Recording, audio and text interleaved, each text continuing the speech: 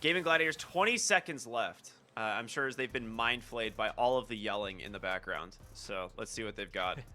There's the Chaos Knight. Okay, so I was wondering which team was going to get this. It really was kind of one of few heroes left in the pool that was still like an S tier carry.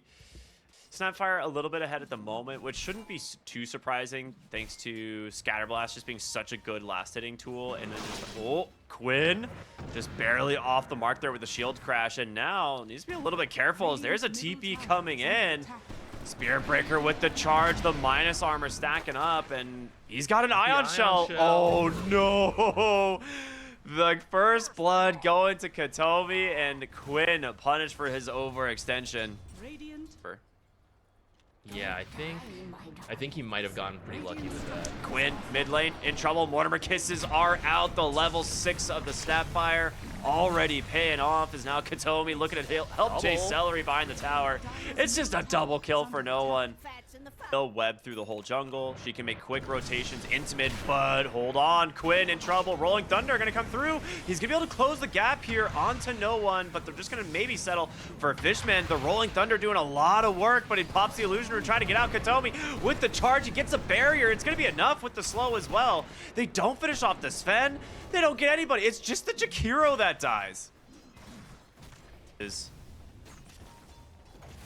All right, Nether Strike is out. Okay, baby. Yeah, that's a lot of damage. Off Dyrachyo, smoked in the triangle. They're going to see Katomi. It's not the best target, but you will take it. Ice Path is out. Even a wall, though, coming out from DM to try and make a little bit of space. And these illusions starting to hit really hard. Nether Strike out onto the backside, but you've actually got a Rolling Thunder kill onto this Snapfire. Katomi will survive. The Chaos Bolt, not enough either. Dyrachyo's like, do I fight into my illusions or do I leave? I don't know what's going on here. So many illusions. Tofu is in front of him. He's going to see the charge come through. He's kind of quick, but is it enough distance to get away? I don't think so. The team is there. Time lapse. Actually dodging out a decent amount of damage as well as another strike. It does finally connect, though. And DM will finish the job. I mean, there's 5 heroes into their own jungle. Here's your Orchid. That's a big one. They're going to find Katomi. Orchid out immediately. The damage should be enough. He's got a decent amount of barrier from the Sven, but the Soul Burn does it as Watson now needs to be a little bit careful. Waveforms down to the low ground. He's pretty scary right now. The Orchid and the Armlet. We've seen this before. Mid lane pipe, though, coming out. Can he get the Rolling Thunder? Quinn, vacuum. The waveform, they got him. Big Macro Pyre out as the Mortimer Kiss is now raining in. Tofu. He has no mana for the time lapse. Oh, he pops the Lotus. Blood Grenade. He's got to do it. The charge is coming. Time lapse back into the melee. He goes down in health. That's not what you want. Katomi gonna burn here to the Jakiro. Is on the other side of the fight. They find Dyrachyo. He's trying to armlet toggle, but he's 1 second to the Phantasm, and he can't get it. Big win here for Entity in the mid lane. As they're not done, now looking for Ace on this Broodmother. They don't have the catch, but it will open up the mid lane if they want. There's a 6 smoke. They get the Aegis. The team needs to get here really fast. South Mount, the Ice Path is already down. They pull him back. Rolling Thunder in as well from Quinn. They've got no one. In comes Fishman with the God Strike, but it's not enough. But it's Watson's turn to get active here on the Morphling, trying to just do what damage he can, but no one's dying on the side of GAIMIN Gladiators. The only thing that's hurting them is their own illusions. They rip through Entity. The amplify damage on Quinn doing so much work here. They were actually heading over on Entity at the time to go for Tormentor. So this whole thing starts going for the Tormentor. They lose the fight, and then this Tormentor now getting stolen. There's a good Ice Path. The Mortimer Kiss is zoning them out, but again, the Guardian Greaves in the pipe. A full disengage out from GAIMIN Gladiators is now, well, maybe Dyrachyo needs to be a little bit careful. If they get out clean here, it's really good, but Katomi not gonna let him. Just gets bash after bash. A nice amount of damage being dropped in. The Macro Pyre is down, but Dyrachyo trying to burn. He gets the Armlet toggle. Is it enough? He gets back into the fight, turns on DM. The vacuum pulls him back in, but there's no follow-up. They find Celery onto the downside, and yeah, Celery, he dies, but the big kill was Dyrachyo, and you don't get it. The the question, if they find him, he's gonna walk into the Watcher. So they see him now. Rolling Thunder, Instant just instantly thrown. He's gonna follow the path, right? Like, they know he's here. That's kind of one of those moments of the Shard kind of betraying you at the moment, but Quinn will eventually find DM with the help here of Tofu. He's gonna pop those Greaves, try and keep himself alive, but the swashbuckle damage, too damn much. Making another difference here. They're gonna find Watson on the bottom side of the map here. Swashbuckles on through Quinn. He's got some help though from the Weaver. He's starting to fall a little bit low as that Vessel is already committed. The charge though from Katomi onto this Weaver. Does he get the bash? He gets the time lapse off. In comes Ace. No one forced to BKB. He should make it out. No, the Yules! It comes through. Watson's got nowhere to go. The Ice Path is out. The Macropie there. They actually managed to dodge it, though, with the waveform, and they really want this Morphling. Tofu somehow surviving through all of this. Bugs are out. He's going to try to waveform away. The TPs are coming. Everybody wants to find this. There's the Yules. Ice Path. He's so dead. What a good read by Tofu, man. He has been on it so far this game. Glyph skipping stuff. There's the spider. So I was like, where's all of Ace? Okay, they're gonna get the melee barracks. This will give them a second fortification as the Morphling respawns. This is... So that's why he... But this particular game is shooting the Scotty. They found Watson. They also found Fishman. The thing is Watson, he can't really go anywhere. His TP's been canceled. Fishman can't leave. The Broodmother has just held him in place. Big Ice Path Macro Fire out from Celery. The 4 staffs are through. You've lost 2. The buybacks are ready. No one's forced to BKB. They're going to turn around here off the double buyback, but can they actually find anything? Charging from Katomi. Ice Path there to block him off as Duraccio. Now just going to get aggressive again on this CK. They'll just turn their attention onto the lanes of barracks. They lose nothing on GAIMIN Gladiators. You still have the Aegis, and you force a double buyback. I was going to say first Aegis, because that first one was gone so fast. The second Aegis, I suppose. Fishman, you are kind of alone here, my guy. His team not that far behind, but Mortimer Kiss is actually trying to catch the backline, do a little bit of damage here to Duraccio. They know this Aegis is expiring in 8 seconds. If they can find him, he's got no BKB. This is as good as a chance you're gonna get. But Quinn, really good rolling thunder onto the backline, disrupting everything. The Bloodthorn's caught the Snapfire. The Ice Path again is there, and Duraccio's gonna beat him down. He's gonna buy back, but they've caught Morphling. Quinn just disrupting everything. The Ice Path following up, catching Katomi here. There is just so much disable that you're fighting into on the side of GAIMIN Gladiators, and the GG comes out. They will take game number 1. Radiant's middle tower is under attack.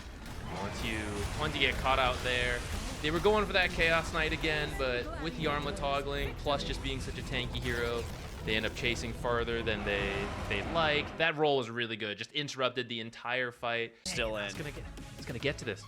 Yeah, so he's been banned out so much, but he's actually slipping through because there's so many other targeted bans. And I was thinking like maybe you could do like Night Stalker or Beastmaster. You weren't I think joking. the idea of the Beastmaster is, one, it protects the... Man, I was gonna talk about Beastmaster, but now this is far more interesting. We're actually... Are we actually gonna see Time Square? I was like, you weren't joking. You said, oh, maybe it'll be a time zone faceless void. It actually is a time zone faceless void. I am intrigued with what Entity are going to be able to get done in the mid game here, because GAIMIN Gladiators draft is... Ooh, they get the stun. Faceless time walk void. already. He is so dead. That is first blood for the Jakiro. And just like, I mean, that's just the timing on the level 3. And bottom lane, Fishman's just going to get dove by Ace. The turnaround from Watson onto Tofu. No Sakuchi, but he gets saved. The constant hawks onto Watson. And now Ace is just going to continue the dive. Tofu with another jump here under the tower. Oh no, the side lanes are crumbling. Entity's going to lose the Phoenix as well. Oh man. Quinn actually might get Chaser from the Faceless Void. Two's time dilation charges on him. Do they have... he just needs 1 bash. Not going to get it. Dire's middle tower is under attack. But this is already I'm actually 100% agree. I 100% agree. This is one of those scenarios where it's like, you are doing really well in lanes and you have this mid-game timing, top lane, they're going to go for a nice dive here onto the safe lanes, but Tofu comes in. The Ice Path just catches both of the supports, and Crystal Maiden will go down first. They do manage to find a trade onto the Jakiros. Tofu now chasing DM. He's not going to have the damage finished off. The double bracers make him a little bit too tanky, and Ace solo kills the Terrorblade under his tower. Oh boy. I mean, he's a magic damage hero this early into the game, right? That is the one thing Terrorblade cannot deal with. As a bottle refill comes in mid. Not a like summons aura physical amplifier. It's really weird, but it's true. And that's why this Terrorblade pick is a little strange. It is good versus Chaos Knight, but into the Beastmaster is rough. Mortimer kisses top lane. Very good rotation. And a dive in from DM just to give a little bit of a slow. Now looking for Celery. No, like a lot of times on like a Phoenix or something you'd want an Urn, but this is an offlane Phoenix, so the build is a little bit odd. Gonna get chased up here as Quinn rotates to the top side of the map. In comes Katomi, hits him with time dilation, but the Phoenix so damn low, sitting on 20 HP, burning to the Urn. They get the kill. Tofu gets it. Oh, the last tick of the Urn. And I noticed something. Terrorblade's in the fountain. That's my question. They banned out Enchantress, Chen. Very understandable. Celery, amazing player, both of those. And I feel like the idea is like, oh, you don't want them to have a strong safe lane. But then like Jakiro's still in the pool, and then like you don't pick the strongest offlane heroes. So like even though they're getting like, oh, maybe this is my second choice instead of like my Chen Enchantress super strong supports, I'm getting like another pick. But then you're not even trying to like punish that final pick. So at that point, like I would rather ban out Ace's heroes. You got an amplify damage on no one, but the coil just holds him down, and Ace is like, yeah, I got another roar available, throws it out. They need to get a little bit more damage to Katomi, but looks like he's gonna make it out. Gladiators. And once again, the side lanes. They need this kill onto Ace so badly. He's getting low, but the damage is not there. He's so damn tanky.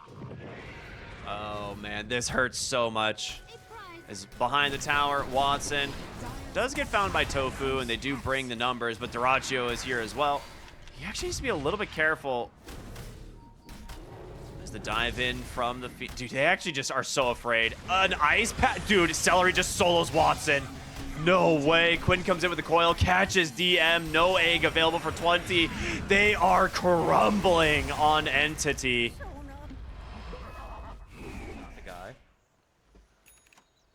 I saw the Faceless Void going the Boots of Bearing. Is there anyone on GAIMIN Gladiators going a Boots of 12? I said 12.5 minute ags. There it is. Hold on, the time zone, the root. Phoenix egg. Quinn trying to get away up onto the high ground. He makes it, able to dodge out enough of the damage. And he lives, and he has a regen of all runes. Oh, that hurts. Let's look at It's the thing is, in a game in this patch, is it really only takes one big fight. And they do have the wombo combos on Entity. Like, if you actually find the openings, the time zone is there. The puck's gone. Oh, the root! Hold on! They actually managed to catch Quinn inside of it. The jump in from DM, they got him. Mortimer Kiss is out as well. Okay, you get a kill, but now you got to get out. Oh no, the egg, is it enough? They just dive. Ace now with this age is still fairly taking time dilation, stacked up, doing a lot of work, but ends up being a 1-for-1 trade. Meanwhile, on live, Duraccio finds a solo kill onto DM, which we knew as soon as that Orchid comes out, it was going to be scary. They are smoked up, and they're just going to try and take the fight. Finding Duraccio here would be massive. Well, let's see if they can. There's no Phantasm Freezing Field, but a really nice Ice Path and Macro Pyre. Duraccio picked off, though, as they've brought the numbers. That's a big gold bounty going to Watson, as the rest of them looks like they are just going to make it out. Well, I say that for now. They've got a ward actually scouting no one. There's going to be a Sunder out. Celery will take down no one. Finishes the job here on the Snapfire's Tofu, trying to chase it. Blink Roar. There it is, the Blink Roar. You called it. Oh my god. That's a lot of damage. Wait a minute. They're back in. Time zone. Here goes Terrorblade. Just gonna get to work. Puck comes in. Can they actually finish the job? No. He's too afraid to fight. Ace stands his ground. He still has Aegis. Radiant's middle tower is under attack. Oh, no. Okay, when Valve looks at this game and buffs time zone, Entity's gonna be awesome. They ran it first. They're gonna be so ready for what time zone's good. I don't know, like, you're right. If they weren't 10k behind, this would look cool. Because you're gonna buff up every single illusion. Everyone's gonna be slowly running away. Time zone would also protect Egg. It just doesn't work when you're behind. Like, you just get to run at heroes like this. You're gonna force Egg, but what a phase actually, shift dodge. Yeah, both supports are actually really good versus Egg. And then Puck actually builds a lot of attack speed nowadays. They find Snapfire onto the high ground. A great dive. Watson is here. Does get caught from the Orchid. Oh, Manta dodges the coil snap even. Very fancy. But, yeah, continue your point. Sorry. Sometimes you think you've got something and it's just not quite good enough. It comes into something you hadn't considered, such as Ace's Beastmaster and Brood just slapping the lanes around. They commit Mortimer Kisses. The dive in. Duraccio managed to get on top of DM. There's no Egg, but he's got nothing. They need to actually protect the Chaos Knight here. Time zone is down. Great Macro Pyre as well as the Freezing Field, though, to turn it around, but in comes Tofu. They need to get more here. DM barely TPs out as the Roar will take down Katomi. I mean, both supports for the Chaos Knight is not bad. If you had the Egg, that would have been a very different fight. Quinn goes in, threatens here onto the Snapfire. Gleipnir just barely off the mark. Maybe the ability is much better than we're giving it credit. It's just, you know, with how bad the lanes went, it's really hard to judge.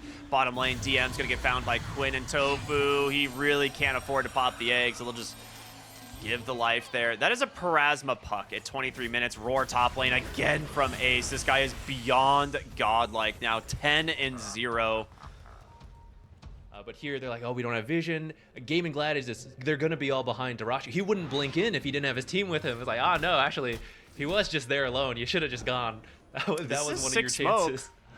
Question is, will you find anything? The Roar comes out. Ace just gets right on top of the Faceless Void, and he's dead. He does have a buyback. They've caught Quinn onto the backside. A nice dive in. There's going to be the egg, but where's your time zone? The team's already gone.